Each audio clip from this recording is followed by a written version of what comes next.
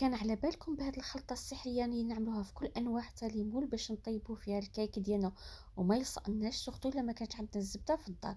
هاد الخلطة السحرية نخدموها فقط بالزيت. اذا في المول ديالنا نعملوا ملعقه كبيره تاع الفرينه، ملعقه صغيره تاع الكاكاو. خاطر انا اليوم راني ماشي نطيب هاد الكيك ديالي بالكاكاو. وزوج ملاعق كبيره تاع الزيت. ونجيبوا البانسو ديالنا وندهنوا مليح مليح المول ديالنا بهاد الخلطه.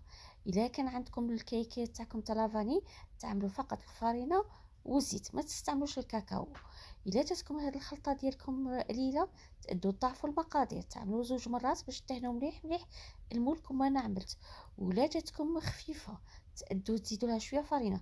جاتكم ثقيله زيدوا لها بعض قطرات من الزيت. مباشره بعد اللي تدهنوا مليح مليح المول ديالكم تمشيو تكبوا فيه الخليط تاع الكيك. دخلوا الكيك ديالكم يطيب لكم في الفوق، وغير تخرجوا الكيك ديالكم وهو سخون قلبوه في طبق التقديم وشوفوا البنات معايا النتيجه بعينيكم.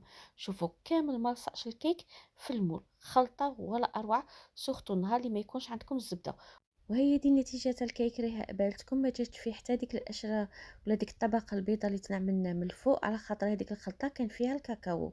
بصح حنا البنات نفضل نهار اللي يكون عندكم المارغرين دهنوا المول ديالكم بالمارغرين ورشوه بالفرينه وعملوا فيه الكيك تاع لافاني، ولا دهنوا المول ديالكم بالمارغرين ورشوه بالكاكاو وتعملوا الكيك ديالكم بالشوكولا.